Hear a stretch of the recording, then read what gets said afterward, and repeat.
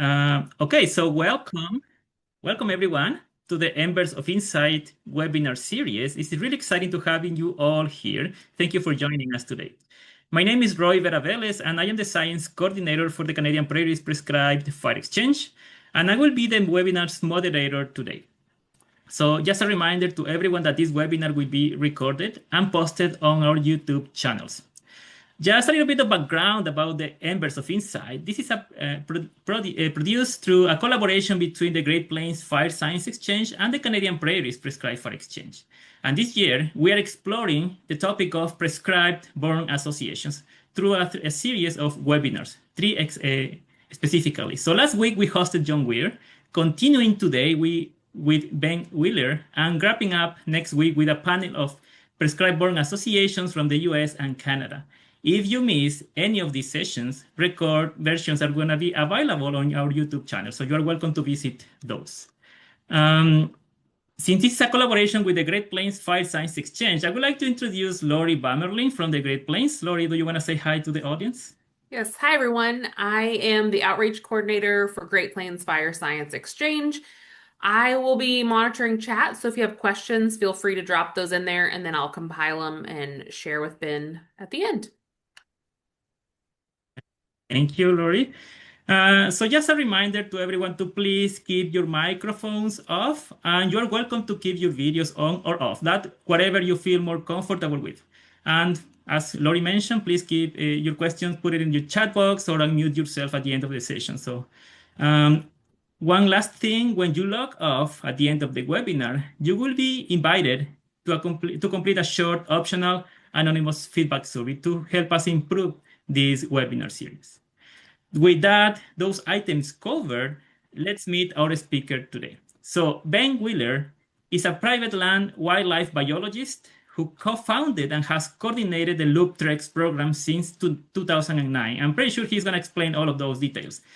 He's been supporting prescribed fires and prescribed burn associations across central Nebraska, and he's really passionate about empowering communities to lead effective sustainable fire programs and sharing his experience with partners. It is really fantastic to have Ben Wheeler here. So he'll be presenting a story today, A Tale of Two Fires.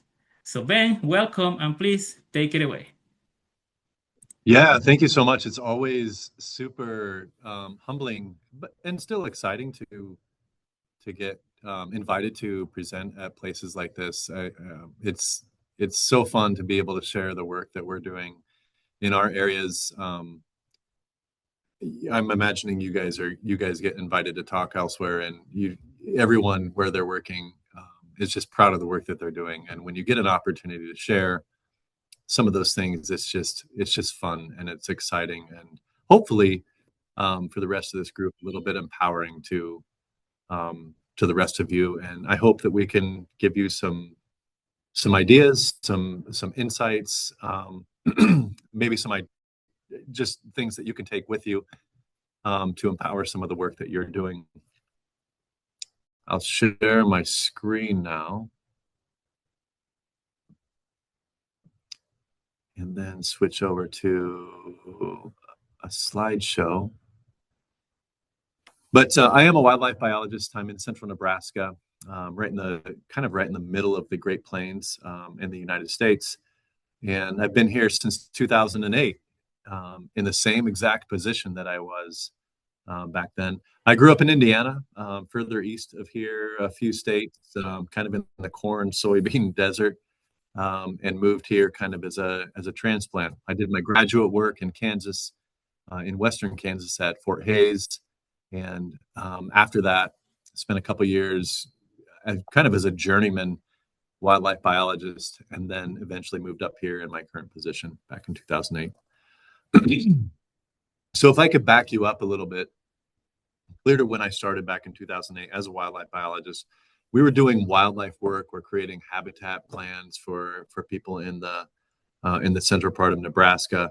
We're getting involved with things like the Conservation Reserve Program, so getting row crop planted back to grasslands. We're working on food plots and just anything that a private landowner would come into our office and say, hey, I'm looking to do something for wildlife. We would try and help you out. come up with a plan, maybe find some funding, and get you on the road for success. Nebraska, like many of the Great Plains state, is predominantly private lands. 98% of our land is private land, and so anytime that we're looking at doing meaningful wildlife conservation on the land, we have to take in private lands as a significant consideration. And so one of the things that we did clear back in 2008 is we got started with fire on private lands, and we started looking at how can we get private landowners involved in fire. What can we do as an organization and as a group of staff to help empower private landowners to do fire? And so one of the things that we began doing was encouraging and promoting the use of prescribed burn associations. And I think you guys are familiar with that term. It sounds like John Weir came and talked to you guys last week about it, so you probably know the ins and outs of it. But yeah, we would get people together, get these landowners together kind of in a certain geographic location, and help them scratch each other's backs. If they had a fire that they would like to do, and they needed people, and they needed equipment, and they needed time, they could help each other get that stuff done. We had a number of these trailers there in the lower right that we built. I think we have about 20 of those statewide now. And inside of these trailers, we have a few drip torches, fire shirts, radios, hand tools, and then there's 200 tanks with pumps that you can slide into the back of a pickup. And so that gave you 2 engines. And we felt really good about this, that, yeah, we're going to get a lot of really good, fun fire on the ground, and it's going to make an impact. And within the contents of that trailer, we were able to impact the ground. It was a growing momentum, and we could do a 20 or a 30 acre fire with the stuff in that trailer. It had everything you needed to do kind of that basic prescribed fire, and we felt really good about what we were doing. If we got really, really excited and we felt pretty courageous, we might tackle a 100-acre fire. And that was good work at that time back in 2008. So if you've ever been in Nebraska, or I mean, there's a lot of places in the Great Plains that look like this. We have juniper encroachment happening all over the place. If you look at this looks like a really severe example, and it is for sure, but it is not an uncommon example or a rare example. We have landowners, and this is working ground, this is grazing land, that are talking about losing 60 or 70% of their grazing capacity. And I don't know about you guys, but if I lost 60 or 70% of my paycheck, it would be a big deal. And that's what some of these people are facing. Not to mention the grassland wildlife that requires these grasslands that are now turning into juniper woodlands. We're really losing a lot of that. This looks like an isolated example. And you can see just beyond these trees, there's a little bit more open ground, but look to the far horizon. You can see where it's picked back up, and we have thick juniper encroachment there as well. When we asked the Nebraska Forest Service, so kind of our state forestry agency, what our juniper encroachment looks like, they were telling us at the time, and I don't think it's changed a whole lot, that we're losing 40,000 acres in Nebraska every year to closed canopy juniper forest. So this is full 25-foot trees under there. Underneath those trees, there's nothing growing. It's just kind of a needle duff layer. And if you are running cattle, you don't do well on cows eating nothing, and they won't eat cedar trees. In my office years ago, we did a little experiment on the whiteboard where we started to check if we had 40,000 acres of encroachment every year, and after 10 years, and we didn't do anything about those 40,000 acres, what would that end up amounting to? And we figured that it would end up being an $88 million statewide loss to our local grazing economy, which is a big deal. And that's not even counting what would be lost to our wildlife conservation, which is what brought us into the fold. When you look at this, one of the primary species I work with is greater prairie chickens. I think there's some areas where they kind of get up into Canada. One of the surrogate species you would have up there are sharp-tailed grouse, and they kind of follow the same trends. They're a little bit different, but you can think of them in this example. So for a greater prairie chicken, if you have one tree every acre, that species, greater prairie chickens, will no longer nest in that area. If you have 3 trees in that same area in 1 acre, they just move out altogether. And so when you're looking at this picture right here, all of a sudden you're saying, well, where do they even go? Is there even any area in the whole scope of this photo for greater prairie chickens anymore? And quite honestly, the answer is no. And so that's where we as wildlife biologists get involved, and we say, we've got to step in, we've got to do something, or these birds are just going to be out. And so I had a colleague of mine back in 2009. His name's John Ortman. He previously worked with the Nature Conservancy. He came into my office and he dropped a map on my desk. He just slid it on there, and he said, I've been making some notes on this map, and I've had some ideas, and I looked at this map, and it involved 5,000 acres of a burn unit. Meanwhile, we're burning with our local people. We're burning 20 or 30 acres at a time. And so this was a little bit incomprehensible to me. And he said, yeah, we have this program that we've done in the past, back when I worked with the Nature Conservancy, where we bring in firefighters from all over the country, all over the world, that need to build their qualifications. And then we basically create a big playground for them to come work on their live fire experiences, so they can build qualifications. They can kind of work up the ladder, whatever agency they're from. And I looked at this map, and John walked back to his desk, and I stared at this map for a while and tried to wrap my head around it. And 10 minutes later, I walked into John's office and I said, John, we can't not do this. We're burning 20 or 30 acres at a time, and we're just not catching up. We'll never get to the point where we can tackle 40,000 acres a year. We have to try this where we're burning bigger. Our local burn capacity, our local PBAs aren't at that level yet. They're growing, they're getting better, they're building. But meanwhile, every year we're losing 40,000 acres. We have to at least try this. And so in 2009, we got a bunch of landowners together. We sent out these flyers to them to come into a meeting. And if you want to get a bunch of private landowners at a meeting in a very conservative part of the country, send them in the mail something that has their name on a map, and they will show up. And they're going to wonder, why the hell is my name on this map? And so we get together in this garage of one of the ranchers and kind of pitched this idea to them. And it went a little bit like this. We got together with them, and we had them in front of us. And we said, well, here's a map of what we'd like to do. We understand that you have never burned, but we have this idea for a program where we can look at 5,000 acres at a time. We'd like to bring in a bunch of strangers that you don't know and we've never met to come burn this. And we've never done this before either, but we think you'll like it. And we hope you'll let us do this. And we've, since 2009, we readjusted our pitch, and we built a lot of street cred with our program over the years. But between John's ruddy good looks and my personality, I guess a bunch of people said, yeah, I guess we'll do this. I don't know why they said that, but they did.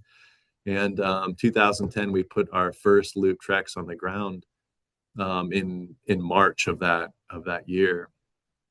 And we did this with no money at all.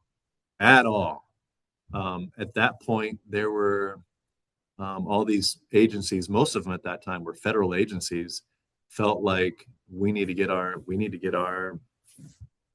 staff live fire experiences. We need to get them on as many as we can, and they were paying for training. They paid their staff to come, and they paid their wages, they paid their hotels, they paid their food, and so it ended up working pretty well.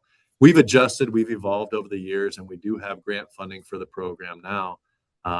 But those first stages are kind of fun to look back on and see where we've gone. So our Loop Treks is held as a 2-week federal incident.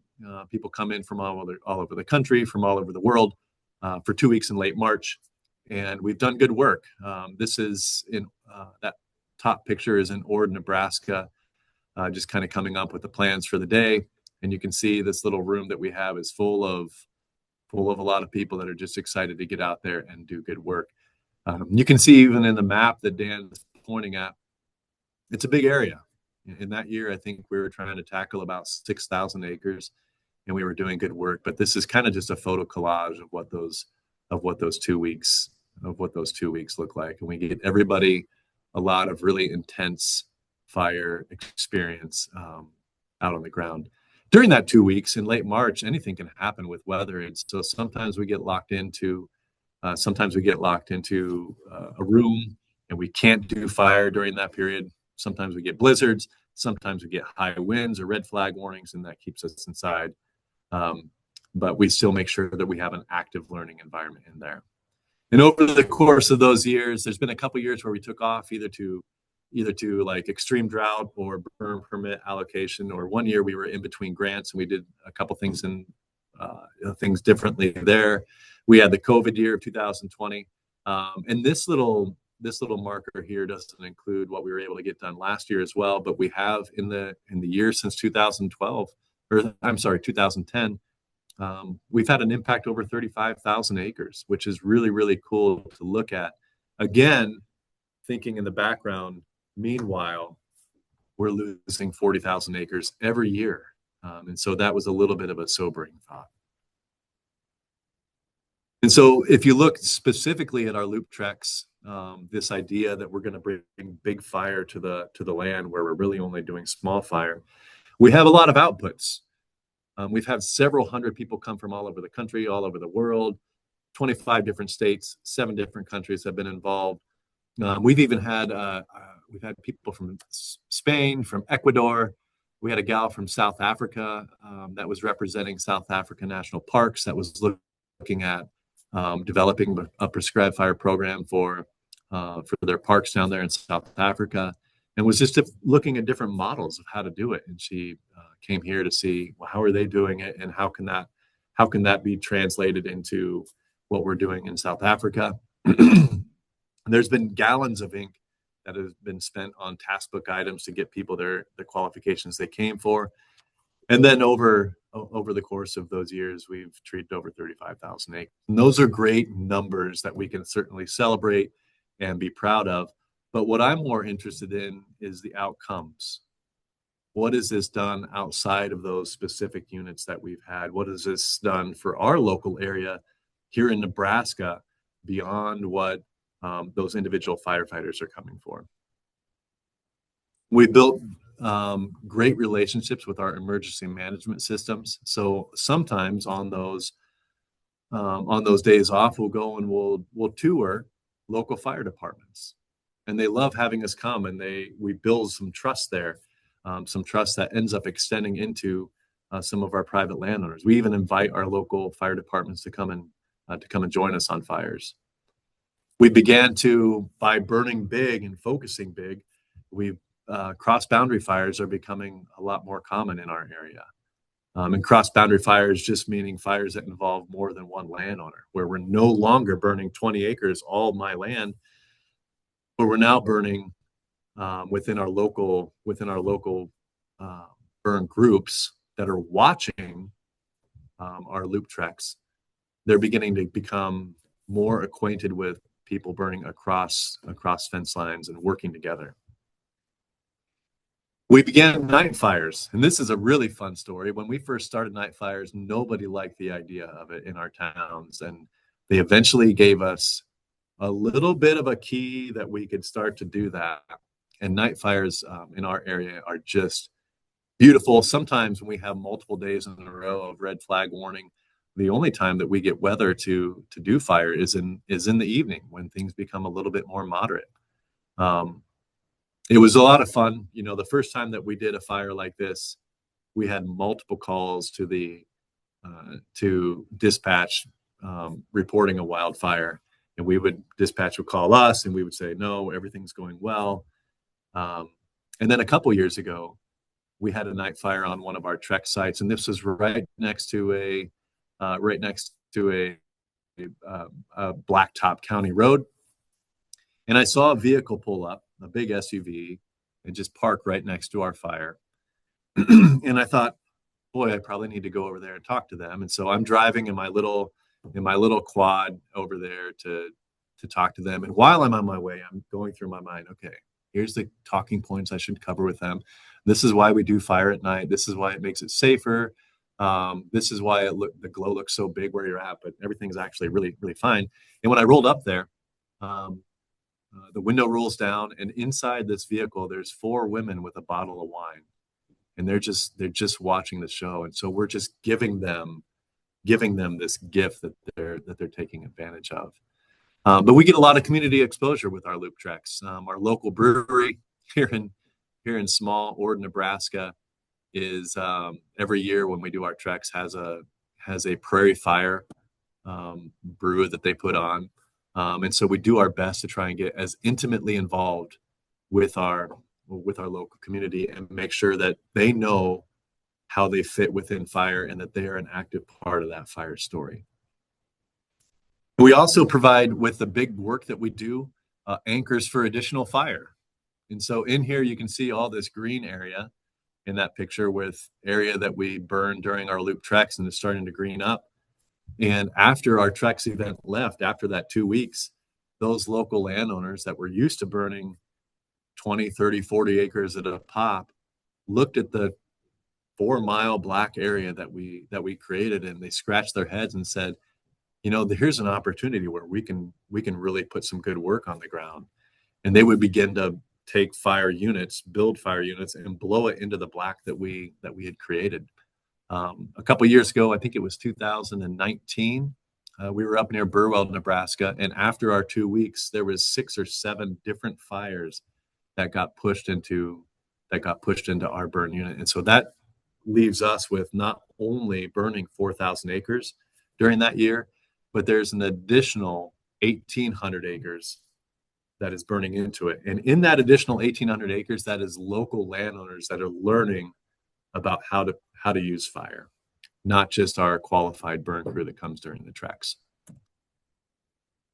During our fires, during our treks, we also invite our local PBAs to come join us. And so if you look at this top picture, there's a lot of Nomex up there, but there's also a lot of denim. There's a lot of Carhartt, and just people joining us and learning about our fires. This gives them exposure to how they can burn big. They join us for a day where we're burning 900 acres, and they see that we're using these really shiny fire trucks, and that we have all these qualifications. And some people come in uniforms. The things that they're wearing look different than us. They're wearing hard hats. But when they actually join us on a fire, they start picking this stuff apart, and they say, you know what, they're not really doing anything that we are unable to do.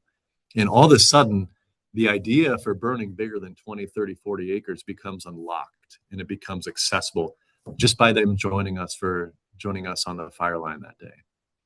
But we always love having these people join us. And even as we're doing the loop treks over these years, our local burn group is growing and growing and growing in that meantime. And you can even see in that lower right-hand picture, one of our local burn leaders in our PBA is actually giving instruction to one of our qualified firefighters and beginning to lead them. And so we're developing these PBAs in a leadership capacity as well. So these local groups continue to grow while our treks is going on, and growing in a lot of different ways, because in the end, we do need to transfer this back over to the loop treks back over to our local capacity. and they're beginning to build capacity. They're looking at the lessons that we're providing, the example that we're providing on the loop tracks, and they're taking that to heart. And so you look at the top picture there with this military surplus trucks. These are becoming a lot more. They're becoming a lot more common in central Nebraska and all over the state, where people are getting a hold of these. And these things will drive almost anywhere, and they can pull 1,000 gallons with them. And so it's like 1,000-gallon billy goat that you have on your line. And what's really cool about these trucks is how it shifts just the attitude and the behavior of people on a fire. If you're doing the first fire on your ground and you see one of these trucks roll up before your fire, if you were nervous before, you can watch your blood pressure drop by about 20 points just by having one of these big trucks come to your fire. And all of a sudden you feel like, you know what, maybe if they're here, we can do this. The one to the right, to the left is maybe the most famous engine in the United States. This was built by a local landowner. He's now a board member of our burn association several years ago, and he came to my office with this itemized list, like a receipt, and said, "I built my engine. I built a truck." And he said, "You'd never guess what I paid for it." And he kind of quizzed me on it. And if you look at it, it doesn't look like a whole lot. But he paid $1,300 for that whole thing. And that's including the truck. But this is just Great Plains ingenuity, where he went to the scrap pile and he pulled out some old iron. He traded some things. He found some stuff at an auction. I think the only thing that's new on that is the reel, which he got just at a farm and garden store. I wouldn't try and drive this thing to Ohio necessarily, but it's been on almost every fire and it's reliable. And what I get excited about people building their own engines is that is a commitment to fire. They have this parked right beside their combine for harvesting corn. But engines in our group can look really different, and they can sometimes look really primitive, but they still get good work done. Here's another example. These guys were driving next to me, coming up on me in a fire, and you can see the look of the driver. He's like, why are you taking a picture of us? And I just thought it was wonderful because this guy on the back is sitting on a saddle. And this to me is just like the incorporation of local culture in on these fires. And they were doing good work. We have people in our local burn group that are getting involved. They're even writing their own burn plans. And so this guy loves writing his own burn plans. He hands it in to me every year. It's on lined paper, and it gets no presentation points. But if you actually read through that, it's thoughtful.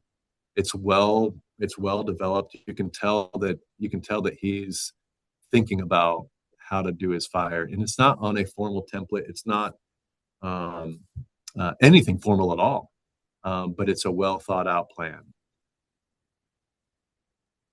We get everybody involved, and so sometimes I have a colleague out in California. Maybe some of you know her. Her name's Lenya, and one of the things she likes to bring up is fire is for everyone. And so if you have someone that you're working with and they say, "Well, I'm too old to do fire," what I like to ask is, can you hand out water? Can you drive a golf cart and hand out water on a fire? Because if I'm kind of in the heat of working on a fire and you roll up and you can hand me a bottle of water, you're my hero. Or if you can hand me a couple cookies to stash in my pocket, you're playing an important part on that fire as well. Here on the right, that's Avery.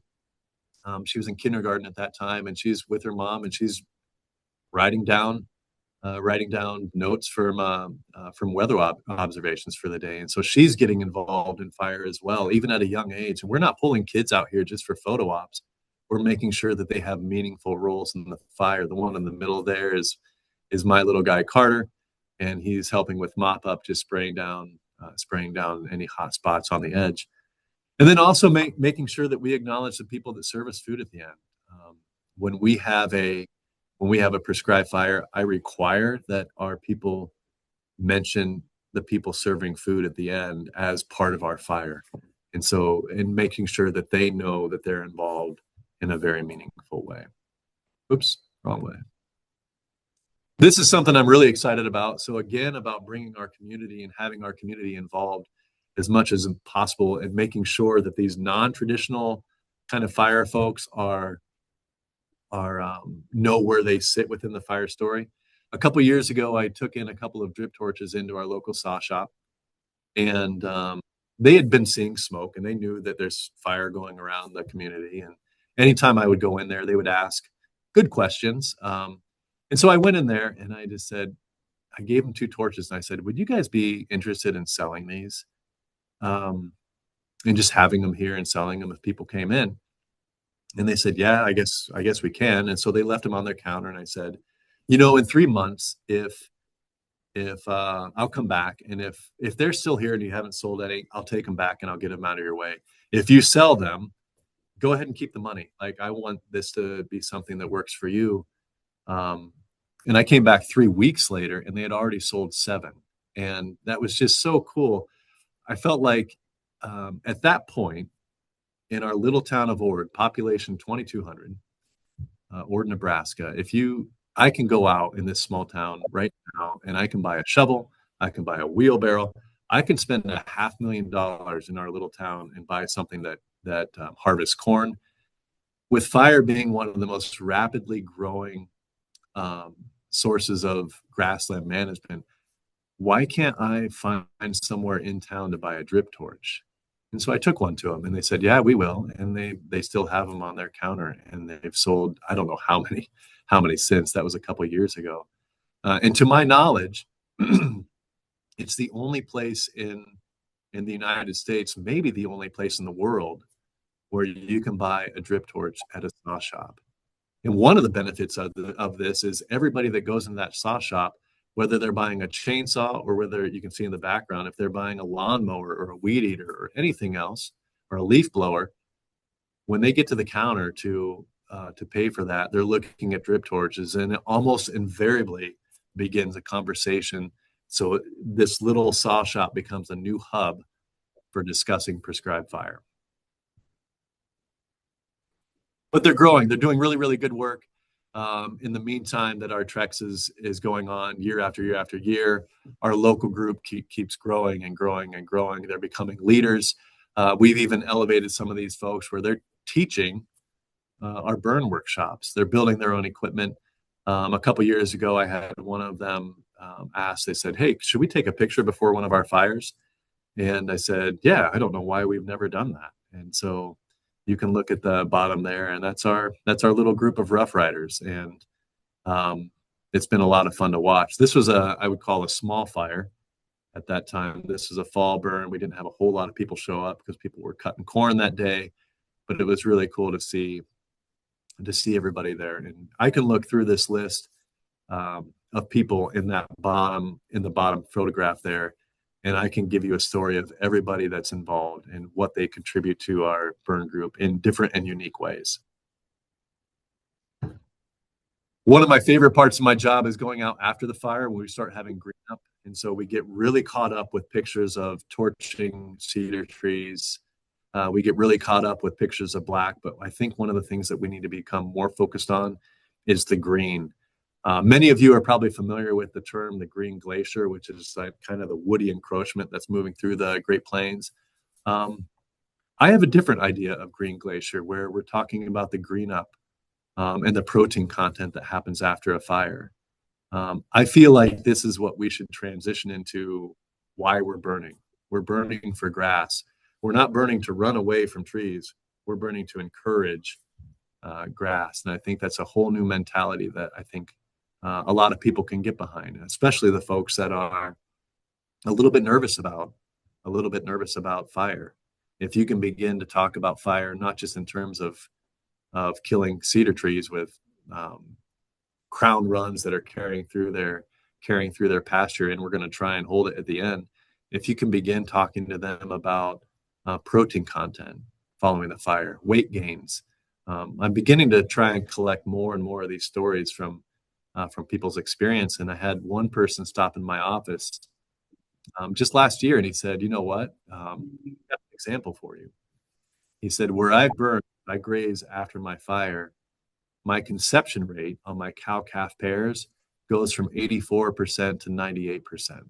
Now, I don't know the mechanism of what's behind that, but what I do know is if you change a conception rate from 84% to 98%, that's big in terms of dollars and cents. And all of a sudden, we have a new way of being able to encourage and promote fire to maybe some resistant landowners or maybe landowners that aren't sure they want to do it yet." So I want to tell you a story about another fella here. This is Alan. He's turning away from the photograph here, not on purpose. He's just kind of looking to see what the fire is going on there. I was trying to snap a picture of him without him knowing it, and this is the only way I could do it. So 2 years ago, Alan came into my office, and Alan is someone who doesn't miss a fire. He's a member of our local burn association, and he volunteers his time anytime that the Loop Trex is in town. He will be there with his quad. He's a quiet man. He is totally content with just doing backdoor patrol. He doesn't need to be at the front. Doesn't need to be holding a drip torch. He doesn't need to be the leader barking orders to everybody. But he's also very introspective, and he'll sit back and he'll in the back watching our back door. And when I drive by him, if I'm leading a burn, I'll ask him, "Hey, Alan, what are you seeing here?" And he usually has really good insight on some of these things. And so he came into my office a couple of years ago, and he dropped, just like John did, a map on my desk. And he said, "I've been thinking about some of this stuff." And you could see it's plat map where he has been putting some chicken scratches on, just some ideas. And he said, "I have an idea of a really big fire. And this is similar to like our Loop Trex fires." And he said to me, "I was wondering if you would consider using this area as a site for your Trex." And so here I have Alan, who's helped on as many Trex as he can. He's involved in our burn association. He's always helps, and he never asks for anything. And if there was anybody who ever deserved to have a Loop Trex event fall right in their lap, it's him, for sure. But I pushed the map back to him, and I told him no. And I almost, soon after that, I thought, "Oh boy, I hope I don't regret that." But I told him, "Alan, I think our group over the years that the Loop Trex has been here, I think our local group is ready to tackle something like this." And I pushed him into a leadership position for this fire, coordinating, doing a lot of the things that get involved. And he kind of backed away. He's like, "I don't know. I don't know if I'm that person." And I just kept providing him encouragement. And I said, "You know what, Alan, let's just start with this first step. Get a hold of the people here, and let's get together for a meeting and just talk to them about what something like this could look like. We'll meet in a community center, just some meeting room. We'll show some maps. We'll talk about how this could work. For sure, we don't know exactly how this will all work, but we'll at least get everybody together and talk to them. But at least right now, just contact everybody and let them know what we're thinking." He said, "Okay, I'm not sure how this is going to go over, but I'll try." And then I get this a couple days later, I get this wonderful text message from Alan. And if you work in private lands conservation, this is the message that you want to get any day on anything that you're working on. And this just totally uplifts and is the work that you're doing and makes you feel like maybe you're making a difference. But these are the ones that you want. And so Alan, over the course of the next year, began doing a lot of work. Upper left there, you can see that he's getting out and he's beginning to talk about here's where some potential fire lines are. Bottom left, we're getting together in meetings and he's discussing with intent different fire lines that we could use and how we can do this and where we need to post water and all this different stuff. He helped coordinate a lot of blacklining and 2 Decembers ago, we did 7 days and 8 miles of blacklining, which is tedious work. But the following spring, you can see in the bottom right, this is what it looked like where we blackline. It's just green, and this is just a beautiful, beautiful black line that turns green that you would love to burn off of. And here's an example of that. This is the burning that we ended up doing, and everything in the gray line there is everywhere that we blacklined.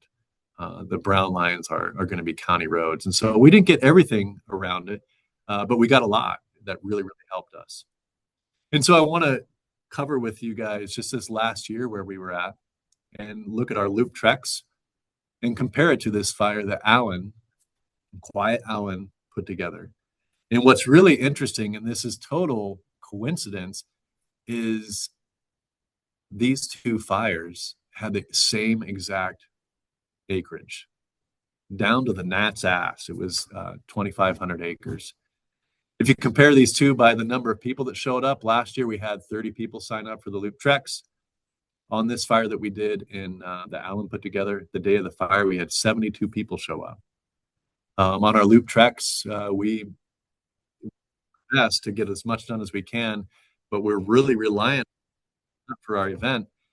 We had 5 engines on the loop treks, and in this on Alan's fire, we had 16 different engines show up. A big part of all this is that with our loop treks, it's a 2-week event, and so we have people come in for just 2 weeks. With our PBA work, people live there. They call this home, and they're there year round. And so we weren't constricted to that 2-week period. And what's maybe more important than everything is that our loop treks that we had planned for last year, the complex that we put together, didn't get done. We got maybe half of it done. And with all the work and the prep work that Alan put together on that Western Valley County fire, not only did we get it completed, but we did that whole thing in 3.5 hours, which was really, really cool to see. Not only just with the number of people and the number of engines, but the prep work that was done beforehand just really helped us get all of that completed in a timely fashion. And so what we learned from this was the loop treks over the years has become less and less necessary. When we first started in 2009 and 2010, our loop treks was the big fire game in town. And not only are we the big fire game in town, we're not even the best. And what it showed us was the loop treks needs to step back. And so this upcoming year, in a month from now, we will be holding our very last loop treks. And so if you want to get in on it, you can, but this will be the last one, and for good reason. Our local group has taken up the reins, and they're doing really, really good work, and they're outpacing the stuff that we were able to do. Afterwards, this is the green up picture that I love, that I always love touring around. Here's Alan in the middle with his Nebraska Cornhusker sweatshirt, and not all the landowners, but several of them. We did a tour around afterwards, and all of them did just great work getting everything ready for this fire. The one clear on the right there, that's Jerry, and that was his truck that we saw at the beginning that he paid $1,300 for, that he's so proud of. But this is the group of landowners that Alan helped pull together for this fire. I gave this presentation, or a similar one, very similar this past December at the so it's got a long name, the International Fire Ecology and Management Congress. They asked me to come present, and just the day before that, at the Nebraska Prescribed Fire Council meeting, Alan, for the work that he did, was presented with a statewide award. And so it was really cool for him to get that there in Nebraska, and then also to highlight him at an international meeting for his good work. And hopefully Alan and the work that all these guys are doing is inspiring to other people as well. When I was at that meeting, during the presentation, I told you that one of the things that I love doing is is just making sure that our community knows where how they are important in our fire story, even if they're not even on the fire. So from our saw shops to the people cooking meals to the people that are providing water tenders, everybody should know. And I love making sure that other people outside know that story as well. And so um, during my presentation, I just asked, how many people in this audience have heard of Ord, Nebraska? Ord, population 2,200, a place that I'd never heard of even before I took this job. And it's really cool to see how many hands were raised, and I think that's a really cool way to show that a lot of this different work that we're doing in these little communities are are impacting and inspiring people in bigger areas. And if you zoom in, I mean, you can see not everybody raised their hand, but that's a lot of hands to go up in an international meeting in New Orleans, Louisiana, about a kind of a small rural community in Nebraska. It's really, really cool to see. I'll do a shameless plug here. So some of you may be familiar with this book. This is Maura O'Connor, and she's a freelance journalist. She does work for The Atlantic. She does work for the New York Times and a few other places. A couple of years ago, she put together this book, Ignition, and she was just looking at ways fire is being used across the world, ways fire is being threatening across the world.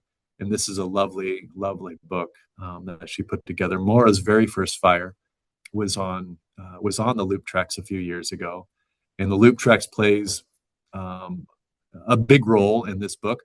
But she also explores other areas as well, and maybe some of you here, your story is in this book. But she's beginning another story right now. I don't think it's going to be in a book format, but she's exploring a fire journey of one of our PBA members here in Nebraska, and I'm excited to see how that goes. We did after this book, Pheasants Forever was gracious enough to do a podcast with myself and Maura. If you want, you can look that up if you have some windshield time and you just want a good listen. It's about an hour long, and just look up the On the Wing podcast with Pheasants Forever, and right there is the title. It's episode 257. But yeah, it was a lot of fun doing that episode with Maura. And with that, if anybody has any questions, this was so fun to share our story with you guys, and I'd be happy to take any questions if you have them. There are no questions in the chat, so if you want to feel free to unmute themselves and ask, that'd be great.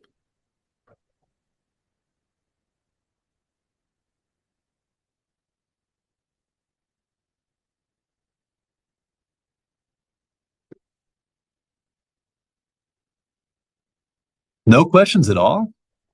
I think, Scott, you're trying to talk, but we cannot hear you.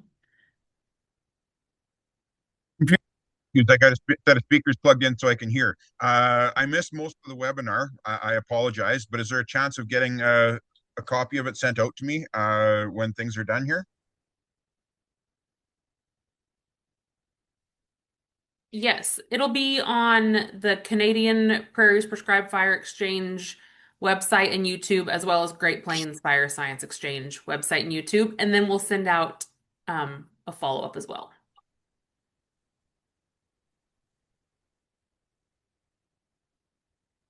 Go ahead, Rennie.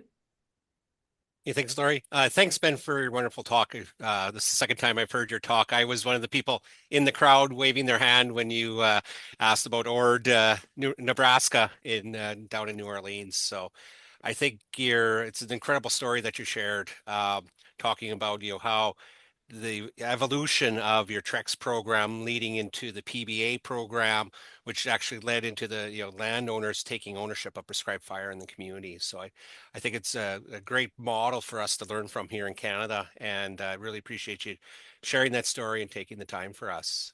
Really appreciate it. Question though is from your experience working with those local communities to build the PBA or to build that leadership, how would you build that leadership in that local community? Because you work for an agency, nonprofit organization, but how do you build that partnership in that local community from that landowner basis? Yeah, that's a great question, Rennie. So you begin by doing kind of your standard fires and bringing in some sometimes even people that you trust from your agency, bringing them in, and then eventually with this focus on weaning this group off and becoming more dependent upon themselves. So at some point you and these are little levers that you just kind of learn when to push and when to pull back and when to push and when to pull back. And when you see someone on the fire line during a fire that's giving someone some instruction and it's good instruction, at some point you ask them, and we do this actively, you ask them, would you be comfortable just leading a flank of this fire? You've got a good crew behind you. You have a big safety net, and you just begin asking these questions. Would you be willing to step up? Would you be willing to step up? Would you be willing to give a presentation about? I've asked Jerry before when our Trex comes to town, and he has his $1,300 truck there. I ask him, hey, on one of our snow days, would you come and present to our Trex group about how you built your truck and things that you did, things you would do different? I asked a few of our members to come and be panel members for just a Q&A session during our treks. If we have someone who is thinking about doing a fire but has never done it before, I will encourage them to ask one of these landowners within our group, hey, go ask them. They did a really good job with their prep work on that fire that looks similar to yours. And so you just do these little things that just build up their confidence, build up their competence, and just elevate them even more. So where that story becomes more their story every time. We have one member in our group that takes care of our radios, and that just kind of happened by asking, hey, would you be willing to put in an order for radios this time? We have one member who's a plumber, and so if anybody has a problem with their engine and they ask me about it, he does well stuff with agricultural wells, and I say, yeah, you know what, so and so's a plumber, you could go ask them. And so you're just by opportunity building up these leaders in kind of non-traditional ways, without having any quals. The only one that has any quals within our group is me. But just making sure that you're intentional about asking people to step up. And sometimes they say no. And when they do, you say, I accept your no, but I'm impressed with what I'm seeing from you. I will probably ask again. But making sure they're appreciated, making sure that they know they're doing a good job, and asking them to step up when they're comfortable.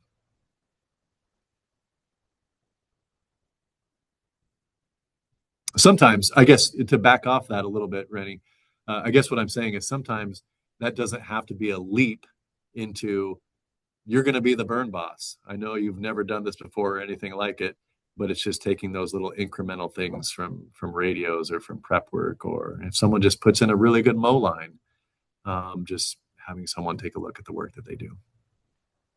Yeah. Thanks a lot, Ben. Yeah, growing that leadership within everyone, right? So really appreciate that. Thank you.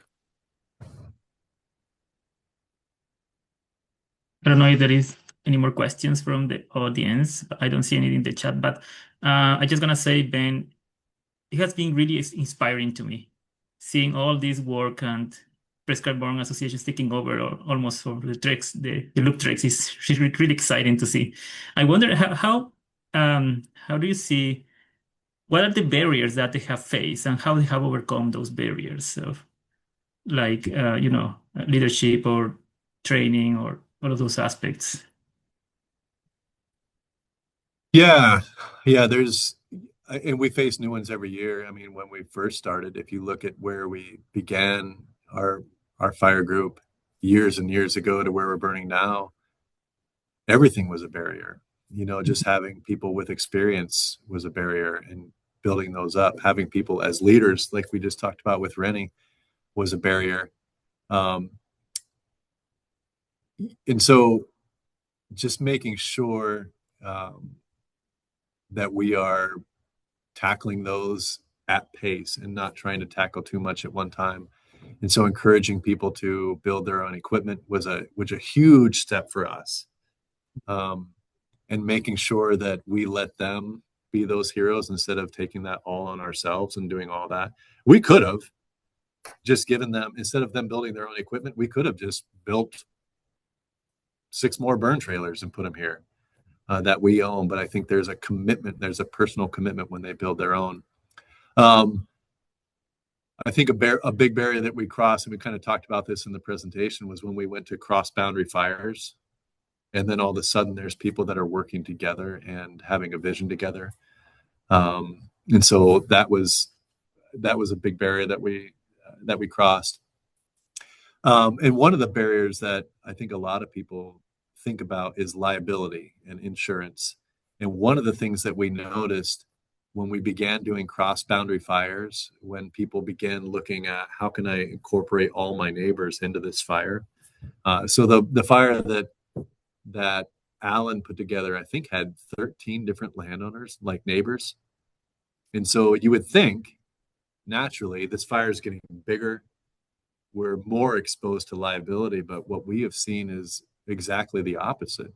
Where I have more landowners involved, if the fire gets out, it's on someone else's, it's on someone's ground that's already involved in the fire. And so you essentially become a little bit self-insured there, which is really exciting to think about. Since our fires have become bigger and our cross-boundary fires have become more popular, the word liability has become, it just doesn't come up anymore because there's been so much there. One of the barriers is also just making sure like our community has acceptance, that they're okay with some of the things we're doing. And we do a lot to radio ads and talking with getting comfortable with our local emergency management, making sure they're invited to come out and see how we do burns. And then also making sure that the burns that we do within our local group are open to anyone.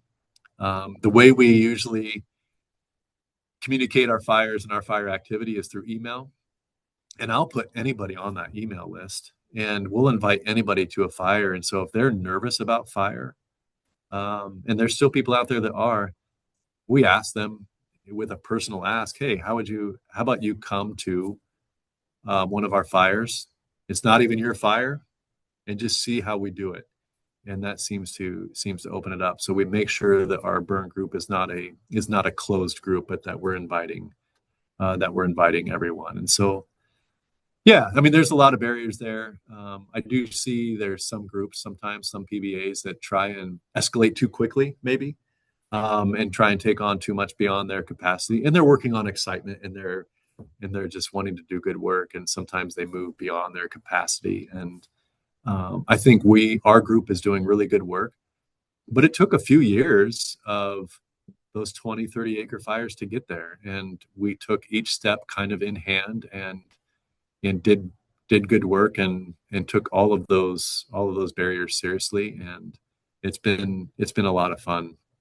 And it's been really fun to see. I showed you the picture of the saw shop, to see how the community has wrapped it up. But that was through just intentional, making sure they all know how they fit within our burn story, even if they're not out there on the fires. Amazing. Lori, do we have any more questions in the chat? No, but I've just shared a couple links, some helpful links about the last loop treks if people are interested in signing up or learning more, and then a link to both of our websites as a reminder where the recording will be from this.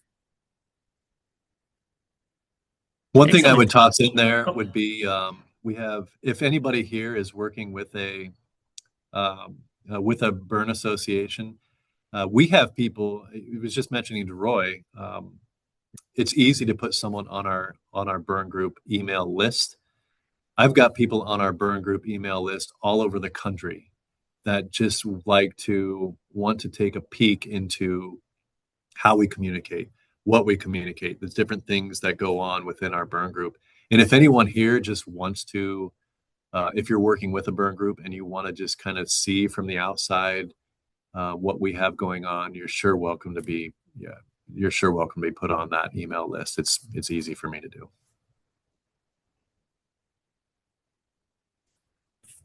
thank you, Ben. How can they access to that link so they can access the email list for you? Do you have a? Yeah, you could just send something to my email and I can put that in the chat here. That'll be great. So you could send me something and just send me a message and just say I would like to be added to your burn email list, and I can throw you on there. Awesome. Well, it's 12:02 here in Saskatoon, Saskatchewan. I think we way over the time for the webinar. So I think if there is no more questions from the audience, I think we can start wrapping up. So I'm gonna say first of all, thank you, Ben. As again, this has been really inspiring, and thank you for your time and to facilitating all of those that knowledge and experience that you have with Pheasants Forever and the Prescribed Burn Associations in the Loop Tricks. Thank you, Lori and Carol, at the Great Plains Fire Science Exchange, and Kat Sense from the Canadian Prairies Prescribed Fire Exchange for your collaboration in making this webinar series possible.